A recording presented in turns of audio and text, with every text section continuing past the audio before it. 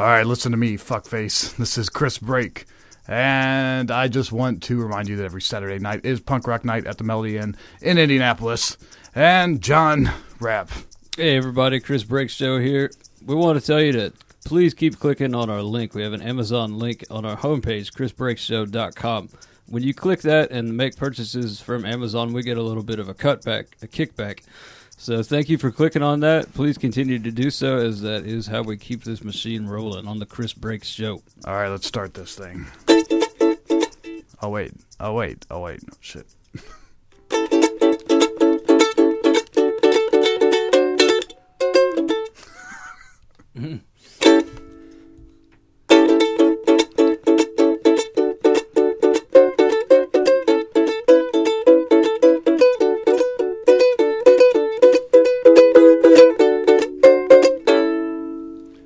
All right, like I said, my name is Chris Brake. I am sitting here with my friend John Rapp, and we have a very special show for you today. We're going to get a little different. Everybody likes different, right? John, I know you love being different. Yeah, I love being different. I love things when they're different. Yeah, so this is a different show. This is one that we're doing kind of for Indie Talks Radio. I believe that's the name of it. Indiana Talks. Indiana Talks. And today we're going to talk like we know what the fuck we're talking about and who the fuck we're talking to. If that makes sense to you. Bottom line is, I try not to speak politics. And I kind of discourage it because it always gets me in trouble. Just because I say stupid shit. And today, it's going to be full of stupid shit. And you can be along for the ride. My grandfather used to say he never would talk about religion or politics because both those things just end up in just a fight. Yeah, it's a fight. But there's no one here to fight with. Right. We fight with the listeners. But we don't have any listeners because we're not doing it live. We need to do that. Our number is 317-883-9827.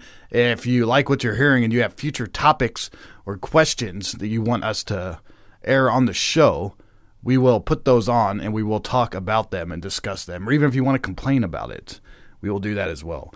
Excuse me. So let's go ahead and get into this. First thing I think we need to talk about here in Indianapolis, where it's a beautiful day, lots of birds chirping, is this Simeon Adams case. Ooh. Every person is talking about it, except for me. I haven't talked about this. It's I'm sure you're well aware of it, unless you're living under a fucking rock. Oh. A fucking rock. Some clipping. I'm not used to yelling and not clipping like this. Everything is different today. I keep clipping. Should I turn the mic down? How does that sound? That sounds better. All right. I like that. Simeon fucking Adams. He's, what is he, 15? 16. 16 punk-ass kid. Just a piece of shit. Okay? We can all agree this motherfucker's a piece of shit. If you want to know why he's a piece of shit, it's because he killed a man. For no reason. For no reason. It didn't rob him or anything. Yeah, and have they said if he was on drugs or anything? They haven't. They said he's going to get a mental exam. Fucking mental exam? Why? I think this guy needs to be put down. Just put him down like a dog? I do. And I'm against the death penalty. Yeah, I can see what you're saying, man. I mean, what do you do with people who are just constantly just not giving a shit about other people? He was in trouble with the law before, throwing giant rocks off of a bridge, when he was 9 years old. Yeah, the guy's throwing cinder blocks off a goddamn overpass on the interstate. Yeah, he did. He didn't have any parents, right? No, his mom died when he was 1, I guess. Oh, okay. Didn't raised without a father. But I mean, what do you do with someone like this? He ran up on this guy, Trapezzano, and just shot him. He didn't rob him or anything. Didn't take anything. And just shot the guy for the fun of it. And then he's in the courtroom laughing and stuff about it.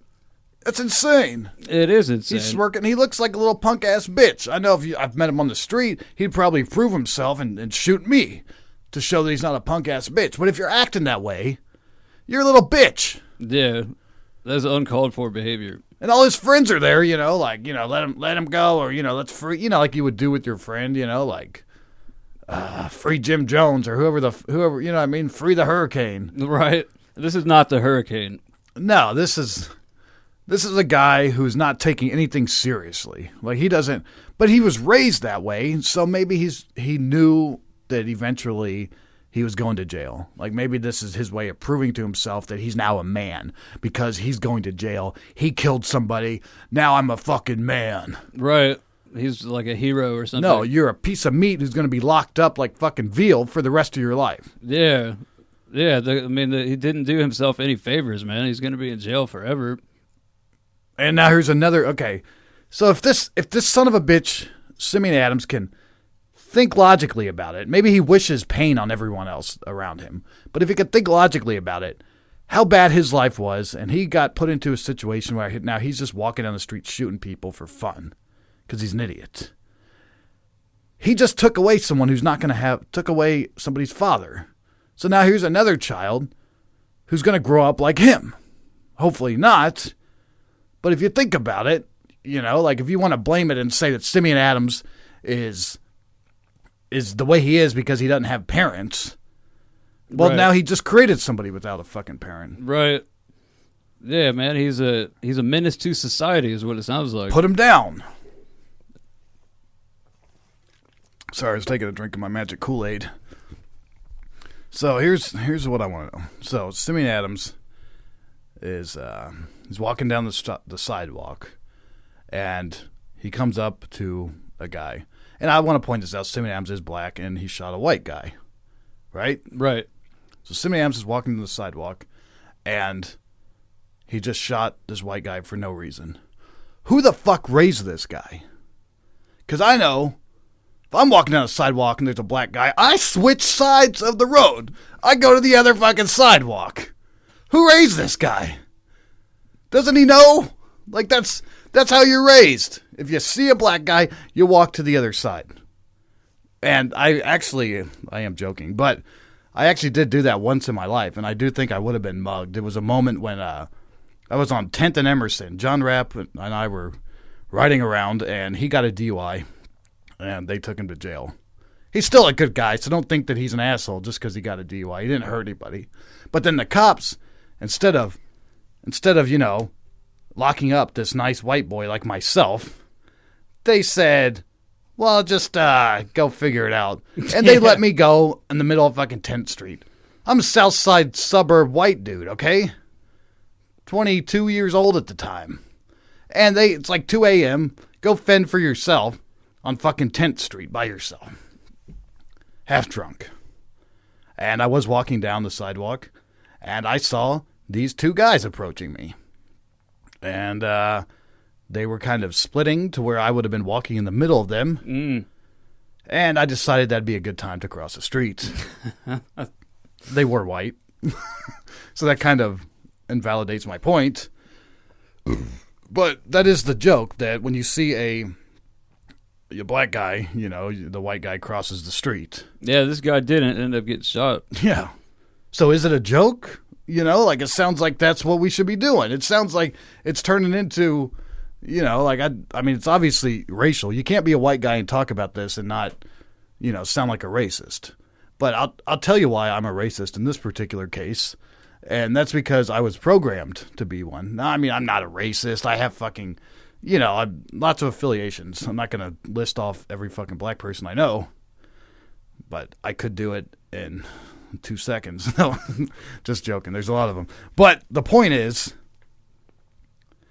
I went to Southside schooling here in Indianapolis, particularly Douglas MacArthur and Perry Meridian High School, if you follow what I'm saying here. And at this time, I had black people in my class. Maybe a handful of them. John, what do you think? There were 20 at the most? Yeah, about 20 to 30 probably in the whole class. Yeah, it was a school bus full. That's exactly, it was one school bus full of black students. And when I was younger, I didn't realize what was going on. All I knew was that all the black kids were assholes, and they were mean, and they were always getting in trouble. And they would fucking pick on you, and they would want things from you, Like every stereotype you can think of. Yeah, it is unfortunate, man, that when black people follow their own stereotype or whatever. But what I found out it was was the state or the city was systematically busing in these black people from the poor areas. So, like fucking where Simeon Adams was from. So they're busing in people like Simeon Adams who come from broken homes, who, are distraught, and now they're putting them in this situation. Now they're in a new school, and, on the other side of the city, and they're all surrounded by white people. So it makes sense they'd act up. Yeah. But here I am, and this is my first impression of black people, and they're all fucking mean, and they're assholes. That's how I'm raised. Like I'm going to a school, they bring in the troubled youth and put them there. I didn't realize they were bringing them in. I thought, you're a kid. They're people just like me. Yeah, we didn't know they were being busted. We didn't know anything about that. Yeah. I thought it was confusing that, that Ira and Clinton were riding on this one bus with everybody who looked like them. Right. But that's how I was raised to be racist. It was fucking, they took a bunch of troubled kids and they put them on a bus and they sent them to a school where I was at. So now my impression of black people is these troubled kids. And they just dropped them off there. I don't know how much time they took to make them not troubled, Yeah. I don't know if someone was there holding their hand to help them. They're just dropped off and here, now you're going to this school. I'm sure they had their little classes on their own. But because of that, I cross the street when I see a black guy. What do you think about busing? Do you think they should do inner city busing? I do. I mean, it's the obvious answer, which, white people aren't going to let this happen. But the obvious thing would be to move the families. Instead of busing in the kids, move the families. Yeah, that would make a lot more sense. You actually got them living in the community with everybody else. Yeah. That won't happen, though. It could happen. The neighborhood I live in, I believe there's one black guy that lives here, and I see him. I wave at him, Like, I think there's an unwritten thing. I think something happens, I'll talk about a friend of mine. She lives in a neighborhood, and it's all white, of course, just like most of the south side of Indianapolis is majority white people. And a black family was looking at the house that was for sale. And I hear that numerous people from the neighborhood went to the realtor. I don't know if they went there face to face or if they contacted her in some other way, but basically said, do not move that family in here or there will be trouble. Wow. Yeah. Wow, that's pretty harsh. It happens. Like that happens. And you know what, though? I haven't looked this up. Oh, I mean, I have. I've read about this and heard it elsewhere. But I do believe that, God, who knows why this is true. But if a black family moves into a neighborhood, the property value goes down of all the houses in the area. Wow. I'd like to see that checked, but I've heard that numerous places. It sounds fucked up. It does. I think it just goes with society's racism. Yeah. Natural racism. Is it natural? I think it was pretty natural for me. I mean, trust me, I don't generalize like black people. Like I didn't come from a home where black people were generalized. I'd never heard the N-word except from like friends at school or something. My parents never ever generalized any black people or stereotyped anything. That's why I learned just from the kids I was surrounded by. Right. I think the only time I ever learned anything about black people from my father was a story he told me just about, and I learned that black people wear grease in their hair. Like Afro grease or stuff. You know what I mean? Because it'll dry out. Right. Just because he was telling me a funny story about his coworker who was leaning against the wall, and when he pulled his head back, there was a huge stain on the wall. That's the most I ever heard about racism. If you want to call it that. So if only, this Simeon Adams thing, this scares the shit out of me. Is our city getting crazy? Is our city like becoming violent? Is it more violent? I know in the news it's violent. Yeah, it's very violent. That's what they show us. My father now carries a gun with him at all times, a handgun, a fucking 6-shooter, in his fucking, on his belt at all times. And he never, I wasn't really raised around guns. The motherfucker never had a gun. But now he feels like he needs a gun. Because of things like the Simeon Adams. Yeah. Like this, what I don't like about the Simeon Adams thing is it's totally uncalled for. Like there was no, it was very stupid. You know, it wasn't like there was a reason for why he shot this guy or what he was doing. Apparently they stole a bunch of guns and he handed them out to all of his friends and they all have guns now.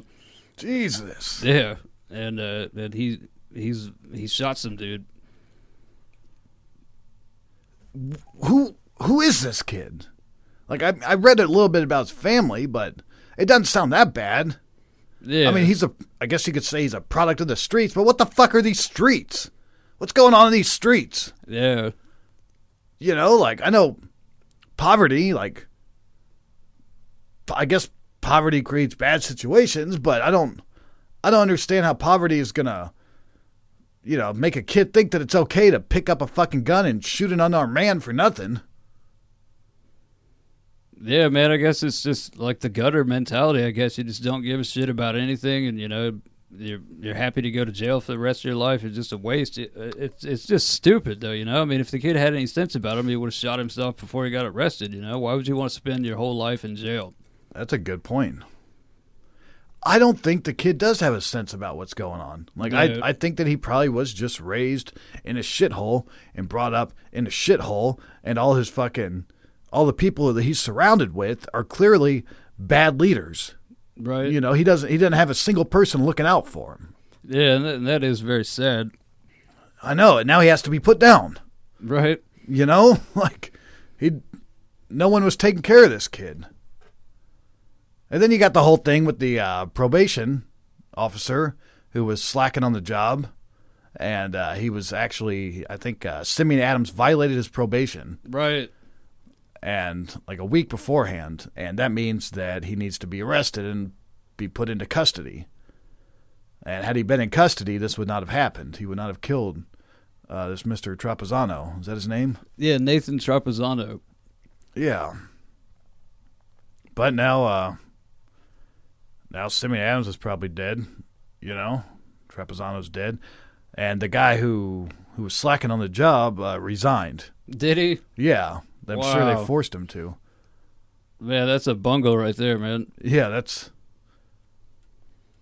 You know, because if you're going to blame it on somebody, he's a scapegoat right there. Yeah, he should have arrested him when he violated probation, not kept him out there in the streets. But I'm sure if you look into his story, he's probably seriously overloaded with shit. Yeah. You know, he's probably got these punk-ass kids coming out his ass all over the fucking place that he has to deal with. Simeon was shot in the neck at one point. Yeah. He had a big bandage on him in the courtroom, you know, when he was smiling and whatnot. I mean, that's insane. How do you clean up a city? Like, how do you do this? I mean, this is not fucking Mexico. But I was reading in the article that the person who found Simeon Adams, and they were, like, they had a shootout with the cops in this woman's yard. Wow. And she basically said at first she didn't think too much about it because she hears gunshots all night long. Right? That's a problem right there. But then she realized they were close. Mm. Yeah, that's a fucking problem. How does that happen? Like, what do you got to do? And it's not completely out of control yet. Like, how do we fix that? How do we not turn into fucking, you know, Compton? Like, how do we stay away from that? I know in Los Angeles they have those devices installed on the stoplights, and like I think on every block that alert the police when there's a gunshot. Mm. Like, they don't even wait for 911 calls. They got a thing that alerts the police, and then they send out about 150 squad cars, and they lock down the whole fucking neighborhood. Wow. One on every corner, and just go door to door, you know? Like, why don't they start doing that? Why don't they move in at a militant fucking rate and just nip this problem in the bud before more people die? You know, like, nobody wants dead kids. Nobody wants kids going to jail. I mean, obviously force would be the way to go, but you know what does it come down to? Does it come down to just people not being able to make a decent wage? Like living in shitty areas with shitty schools? And what does it come down? Like, what is the root of this problem? I think that's definitely part of the roots for sure. Not being able to see a way out of the projects or whatever, not being able to have a job to get yourself out of there if you wanted to. So you just say fuck it, just go wild. No light at the end of the tunnel. Now, do you think that? I know it's obviously like race. Race has a major part in this, no matter how you look at it, because I'm sure 95% of the people who live in these shitty neighborhoods are black. And I'm sure it is a byproduct of the inequality of blacks from a long time ago with not being able to vote and all that. So now they're just being shit on. Like, how do we stop that, or how do we just get that mentality out of the way? Is this something that's on the books? Like, is the system just designed to keep black people down? Or is it that they just are raised with this mentality of, there's nothing that we can do and we're fucked. So they are the way they are. Like, I don't understand. Like, I know that most, like, one thing that, like, we're all raised, like, as white people, we're all raised and told different things, like by our parents.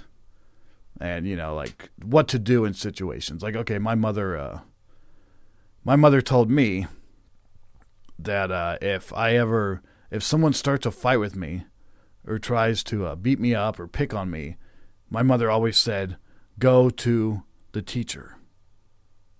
Go tell the teacher. What did your parents say, John? Did they ever give you any advice on if someone's trying to start trouble with you? Not really. Yeah. Not really, but, it probably would have been something like that. It wouldn't have been to go knife the guy or anything like that. Yeah, my mother always says, go to the teacher. And, she's like, don't worry about being, made fun of. Don't worry about, looking like you're weak. Just go to the teacher and they will solve it and they'll talk it out.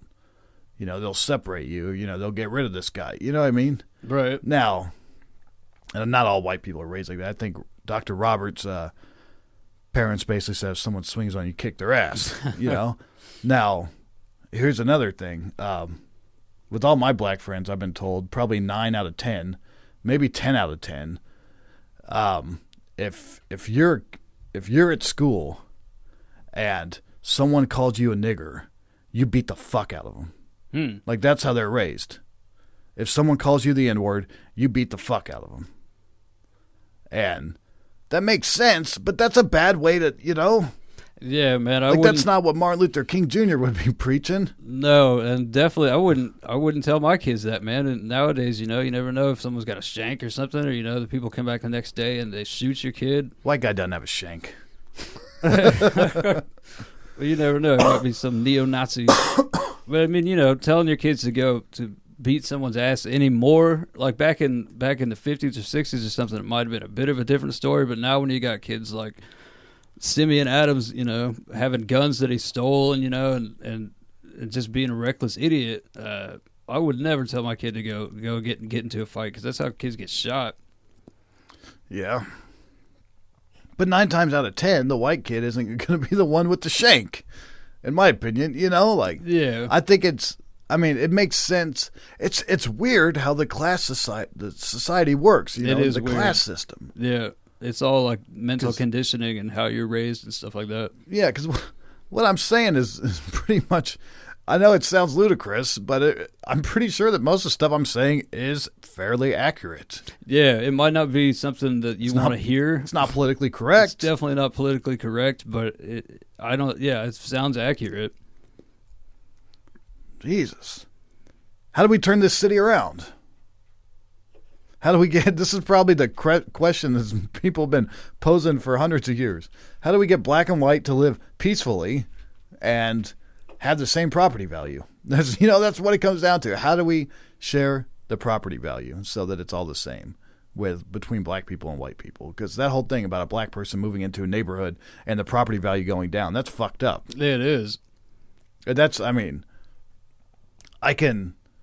Obviously it's said and known that, in neighborhoods that have a high concentration of black people, there's more violent crimes, but So maybe that would have something to do. Maybe that's just denoted with. This is all paper, though. Like, how, I want to see this face to face. I'd like to get Ira on the show at some point and talk to him about what it's like being an inner city kid, being brought to the south side suburbs to go to school and how that affected his life. That would be great. Because he's a good guy. I like Clinton, too. There are 30 more of these kids we're talking about, but the only ones I really connected with were Ira and Clinton. Or Alvin. I liked Alvin. Yeah, Alvin was really cool, man. See, but Alvin, okay, here's an example of shit I'm talking about. I had friends in elementary school, and Alvin was one of my good friends. He was this black kid. Short little funny guy, fucking hilarious. Yeah. But he used to do this thing. No other kid ever did this to me. When it was time to open his straw for his milk, that little tiny straw, he would jab it onto my head. You know how you would like take the straw and pound it on the table to get the paper down? He would do this to my forehead. And it became a thing, like almost like it was fun. Like he would do that every day. That's bizarre. It is bizarre. It's like he's making me it's like he's making me a punk or something. Right. Like I'm his bitch. Like why are you pounding your straw into my face? I thought we were friends, Alvin. I don't know why he did that. But I do know that we used to eat snacks at snack time. And Alvin didn't have a snack most of the time. Probably because his parents couldn't afford one. So my mother, being the woman that she is, and she still does this to this day with other students, because my sister now teaches at a school. So my mom will provide food out of her kindness of her heart for some reason. I don't know why. I don't know if I would do the same thing. But my mom would send me 2 snacks to take to school. So when it was snack time, I would then give one to Alvin. Wow, that's very nice. How did Alvin take that? He took it quickly and ate it. He liked that? Yeah, he liked it. And then the teacher wrote a note home and said, please do not send any extra food. Yeah, I don't know. She basically got shut down and was told she wasn't allowed to feed the birds. Why is that? I have no idea. They're just trying to share something with someone who doesn't have. Yeah, in fact, I think that my mom even wrote back an asshole response like that. I'm pretty sure she did. I think she sent a note and said, "Oh, we apologize for, doing something wrong. But as Barney says, sharing is caring." Alvin. Yeah, I'd like to speak to that guy. He was ridiculous. But see, then there was a kid. Oh man, I don't remember his name. I think he was a basketball player. He was dating this girl named Lindsay in high school. Another one of the students that we grew up in the system with. And one day he wasn't at school because he had walked his white girlfriend, to her car. She drove back to the south side. And then when he was like going back home or something, he was shot. Whoa. I think it was in his leg. I don't know if it was a drive-by or something, but the motherfucker was shot. And here's a kid the same age as me, and we're going to the same school, but apparently he lives in a different neighborhood where you could get fucking shot walking back to your house. Jesus. That's intense, dude. Was it like 16 years old? Yeah. 16 years old living in a war zone. I mean, that's 16 insane. or 15. And from our side of the fence, it's like, what are we supposed to do about this? I mean, this stuff is crazy and it sucks. I'll bring him a snack. Yeah, that's about all you can do. Bring him a snack, and then the system tells you no snacks. What can we do? I don't know. I always had this idea of taking a homeless person like as a project. Mm-hmm. And basically setting them up and letting them live in my house and finding him a job, you know what I mean? And maybe giving him a little salary or something until he gets on his feet. But then I realized that probably wouldn't work. And that this, this guy would just probably make the same bad choices, But I don't know, when you talk to a lot of these homeless people, they'll tell you, my parents died. That's usually the reason for everyone's homelessness has to do with their parents dying. Right. And which is weird. Sometimes I'll say I had to pay for the funeral, do this and that. But really, they just don't have anybody to take care of them. Right. I don't know what I would do without my parents. Yeah. I mean, we saw what Simeon Adams did without his parents. I don't know what the fuck I would do. I don't think I'd be homeless, though. I don't think I'm that fucking stupid. And Simeon wasn't even homeless. He was just wanted to shoot somebody, apparently. Do you think growing up without your parents, you would end up like Simeon Adams, just shooting people and then end up in jail? No, but how would I know? And you don't. It depends on what area. Maybe.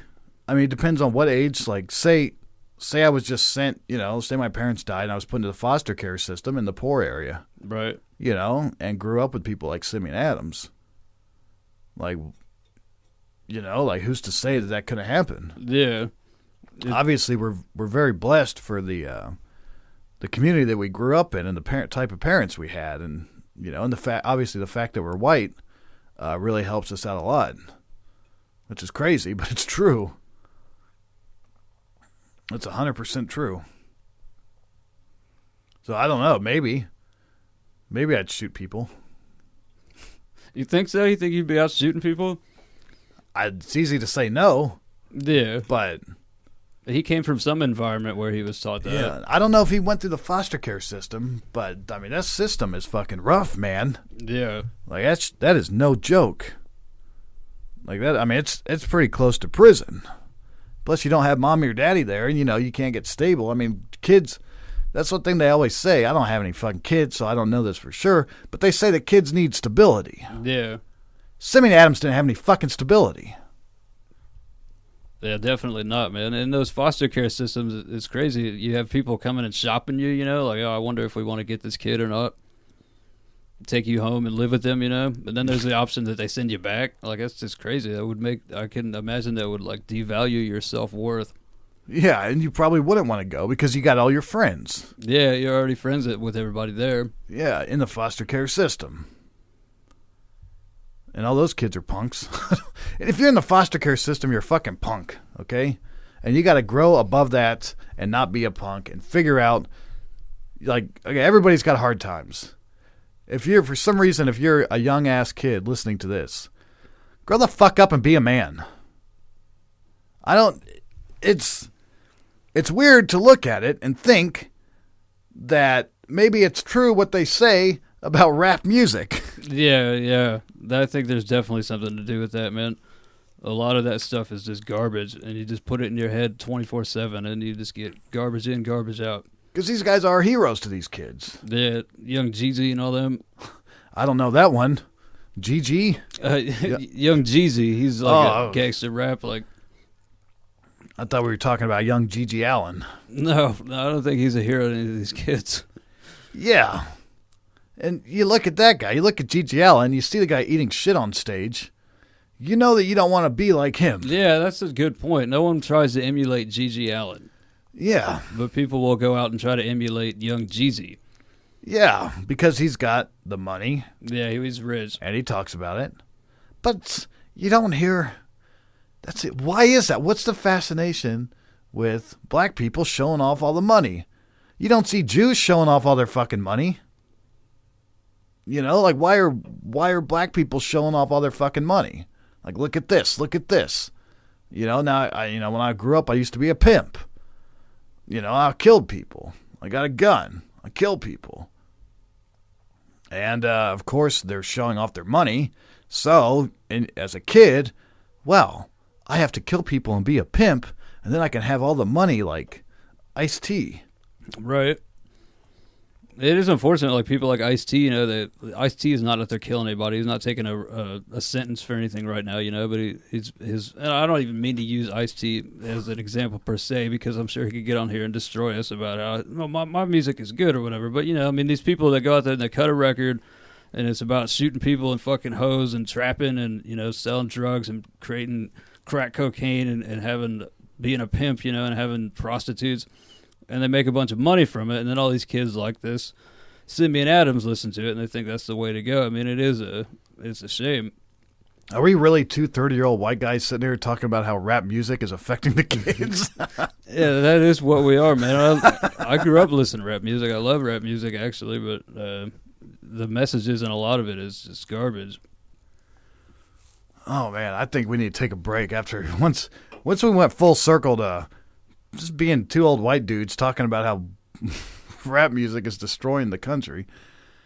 I think I need to take a break and go analyze my life. I don't know about you, but I think I might have discovered something about myself, and I need to go flush that down the toilet real quick so I can come back and be a clean slate for you and everyone listening. John Rapp? Yeah, man. We'll take a break real quick. All right. This is the Chris Break Show. Go to chrisbreakshow.com for past episodes. It's the Hollywood Rockin' Wrap-Up with your host, Jason Hadley. Yet another underage sex lawsuit is set to be filed against Bryan Singer, this time by a teenage boy out of Great Britain. Calls to the X-Men director have not been returned. However, that's understandable considering this is such a touchy subject. VH1's reality show starring Leanne Rimes is apparently receiving less than stellar reviews. So if you were paying attention to the first joke, I think the takeaway here is that it's a bad time to be a singer. There's a feud brewing in the stand-up comedy world after Mike Epps referred to Kevin Hart as overrated. However, at only 5 foot 2 inches tall, rated is on a long list of things that are over Kevin Hart, including kitchen cabinet handles and that red line that says you can't go on certain amusement park rides. Ben Affleck was recently banned for life from the Hard Rock Hotel and Casino in Las Vegas for reportedly counting cards. While counting cards isn't technically illegal, counting them on your fingers is just stupid. And that's the Hollywood Rockin' Wrap-Up. Follow us on Twitter at Rockin' Wrap-Up. All right, we are back, and so are you on the Chris Break Show, and I am sitting here with John Rapp, and let me tell you, if you want past episodes of our show, go to chrisbreakshow.com, or if you want to call in, it's 317-883-9827. Did I get the number right earlier, or did I say a wrong one? I think you said it right. All right, that's good. We don't want any problems over here with anyone. And we also have an email address, chrisbreakshow@gmail.com. And my last name is like a car brake, Brake. That's right. And speaking of not wanting problems, I got a fucking problem. And I think the whole goddamn neighborhood has a problem. And that is a dog. There is a dog over here that just barks. He just barks and he barks and he barks at the house behind me.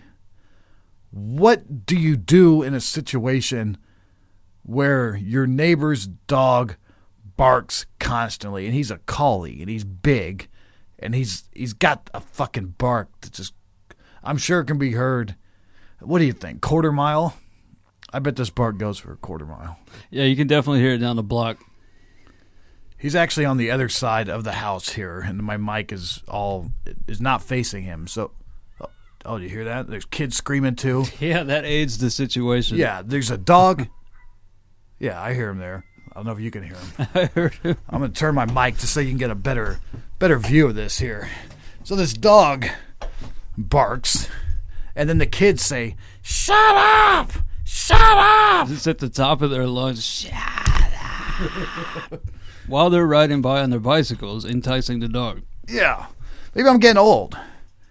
One of these fucking kids, I don't know what I was like as a kid, but one of these fucking kids yesterday was just riding up and down the street screaming something. I don't know what it was. I don't know if it was a song, but he was just screaming it. What do you do in that situation? Like, well, now we're talking about a kid that's out of control. It's the same people. The same people, their dog and their kids both out of control. Their fucking kids are barking. I don't worry about the kids because they're kids. You know, let them do what they want to do. You know, that'll take care of itself. But then sometimes you hear the dad out there doing the same thing. It's a bunch of loud fuckers. The dad yells at the dog too? Yeah, and the grandma. Well, he didn't yell at the grandma, but the grandma yells at the dog. And they just say, "Shut up." And it's like, don't you understand that you can't have a dog chained to a fucking tree? A big dog like that. All he wants to do is play with the kids. Kids, stop telling the dog to shut up and go over there and have a fucking real experience with your canine friend. Grab that fucker by his head. Grab that dog. And you know what he'll do? He'll lick your face. He'll wag his tail. Just roll around on the ground with him. Let him jump on top of you. Just play with the dog so I don't have to fucking hear it. Play with the dog. That's why you got a dog in the fucking first place. Take the dog on a walk. Don't take him to a tree and chain him to it. Jesus. Maybe you could throw a rawhide or something over the fence at the dog. You know, I was thinking about throwing a rawhide filled with some poison in it. Maybe that might fix the problem. But see, you don't want to do that, because then the kids have the dead dog. I don't want to poison somebody's dog. Would the rawhide fix the problem? Or would it just make him bark at me now, because anytime he sees me, he wants more rawhide? Yeah, you might create that. But for a while there, he might settle down and chew on the rawhide and be easy. Unless I don't throw it far enough, and then he's just going to bark because he can't get to it. Yeah, it's got to be within reach of the dog. But what are you supposed to do about that? Is it legal to keep a dog just chained up like that? That is a good question. Somebody tell me this. Like, email us. We're not live, so I'm not expecting a response right now. But send us an email, chrisbreakshow@gmail.com, or leave a voicemail about complaining about problems you've had with these fucking dogs in the neighborhood, or if you're the fuckhead who has the dog. Listen to me, fuckface. If you've got your dog chained up to a fucking post, send me a letter and tell me why it's okay to do that. I tried to look up on the internet, John, to find out what am I supposed to do. Right. And I didn't find anything that said, like take one of those hide-a-pill things and fill it with strychnine and throw it over there. I never saw anything like that. Instead, it said, you can go be polite to them and say, would you like me to walk your dog for you? Yeah, that's a good idea. Yeah, but I guess that's the backhanded route of saying, hey, you're supposed to walk your dog, not chain him to a fence. Right. The dog's barking because he wants to play. He wants some activity. Like, the first thing I found when I Googled, barking dog is pissing me off, it says, dogs bark because there's a behavior issue. Yeah, like it said that they're not getting something that they need.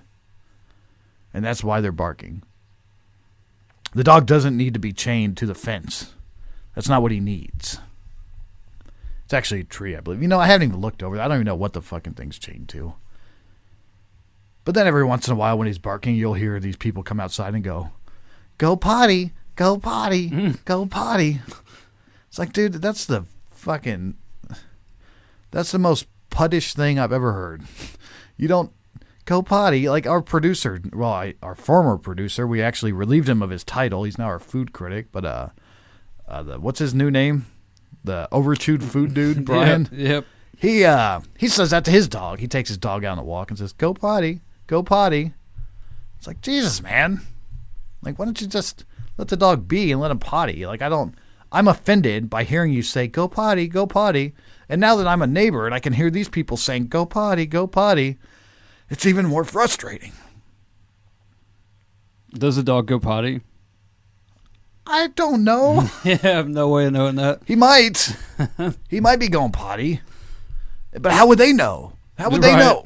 Right. They're not out there with the dog. If they were out there with the dog, he wouldn't fucking be barking. Right. Go potty.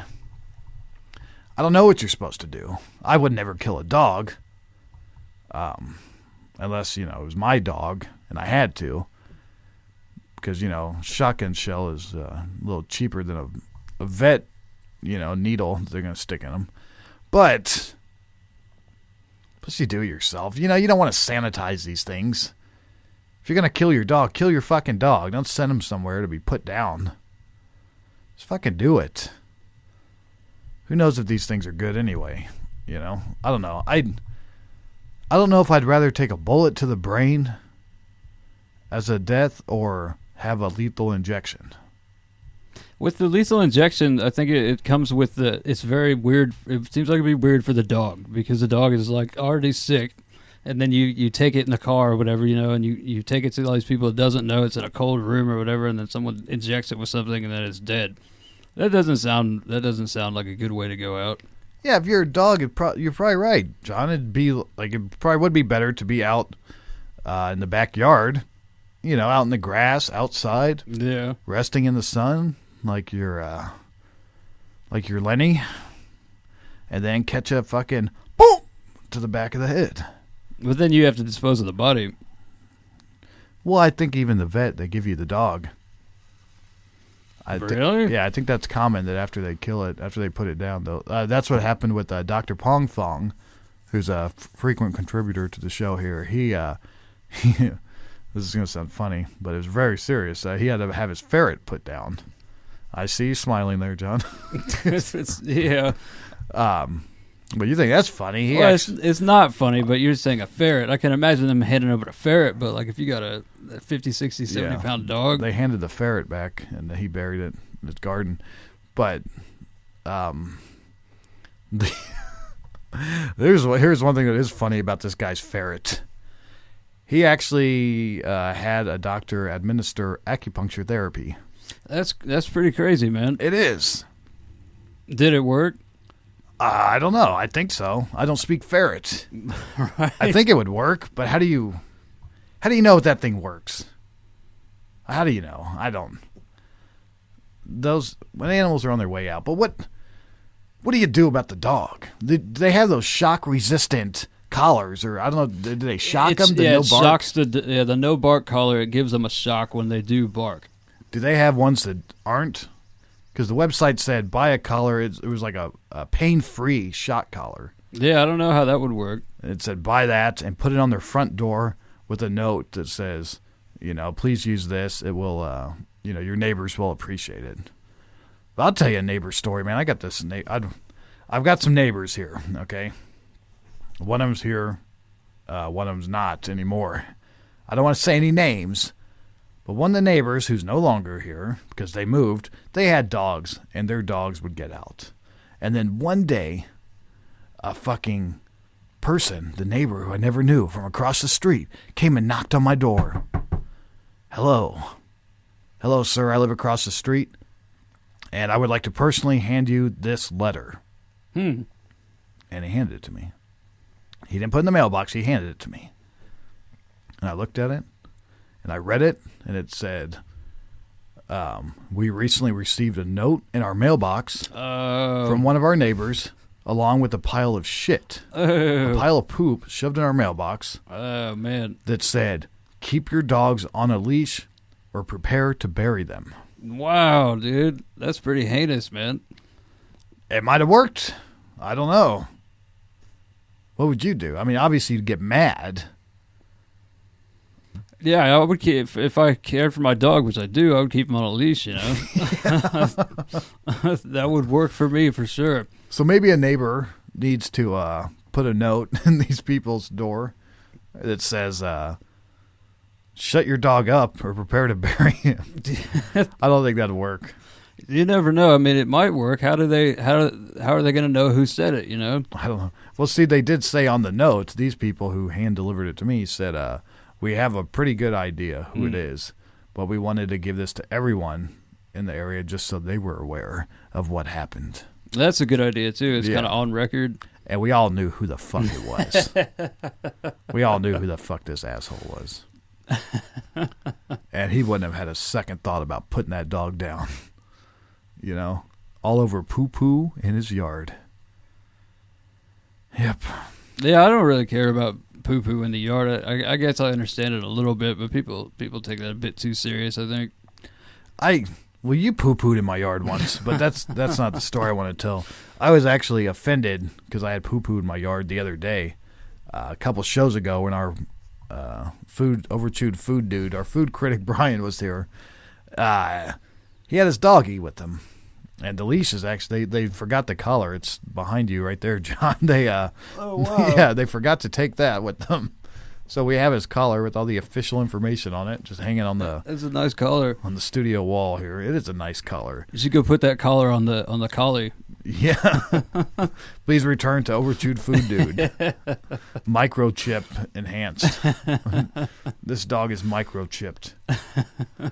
So they got their dog. And, they're like, can we bring him in? It won't be a problem. It's like, okay, yeah, it's getting cold outside. Bring your dog in. So they do. And then the next day, someone asked me, there must have been a big dog somewhere. Look, there's dog. They're like, look, there's poo in our yard. And I'm looking at it, and I'm like, oh, that's weird. And I was like, oh, those motherfuckers. It was Brian's dog? Yeah, Brian just had his dog right there, and it pooed right in the fucking yard. And he didn't clean it up. How do you feel about that, John? Walking around with a little baggie of poo-poo. Yeah. No. That's my favorite thing. Like, whenever I'm in big cities, the attractive women always flock to these big cities, and they always have dogs. Right. So there's always these hot chicks with dogs, and they walk them in these cities, and then they have to pick up the poo. You know, it's city ordinance. They have to pick up the poo. So there's nothing hotter than seeing a fucking fine-ass chick with a bag of poop in her hand, just walking down the street. Like, nobody seems to think that's absurd except for me. It's like, look, that girl's walking around with a bag of poop. Yeah, like $500 shoes and a bag of poop. A bag of poop. There's something not right about that. There's something about poop. One time, Brian's wife stepped in poop by it was human poop. How she knew that, I don't know, but she stepped in human poop and somehow managed to get it all over her pants. Ew. Yes. And then we went to a comedy show the next day, and the comedian actually said, who's from San Francisco? And they're like, how long have you lived here? Oh, well, you haven't lived here long enough until you've stepped in human poop. What? Yeah, and she was like, that just happened to me yesterday. Apparently I'm a real San Franciscan. Is there like lots of street people out taking poos? I guess, man. There was even toilet paper next to it. Like, you know, he wiped. It was That's nice. Yeah. But, hey, this is the Chris Break Show. John Rapp, we're closing out. We appreciate spending this time with you. Ooh. And we would like to thank, as always, Darren Snyder from Indie in Tune. Actually, there's a contest now on Nuvo where they're doing their yearly best ofs. And Darren, an internet radio guy, actually made it into one of the best radio personalities, which is pretty cool. So go vote for him and vote for best radio station for Indie in Tune. And I'd like to thank John Rep and my sister. John, you got anyone you want to thank? Well, I thank those guys out there on the West Coast at the 405 Media for carrying the show every week. 405. Thank these people at the Indiana Talks for carrying the Chris Break Show. Thank you, guys. We didn't call Rich Barker today from the Melody Inn, but we will call him next week. You can go to punkrocknight.com for all your Melody Inn needs. We'll be calling him in a couple days. Actually, tomorrow. We're doing double duty here, okay? I'm a little confused, but that's how we like it.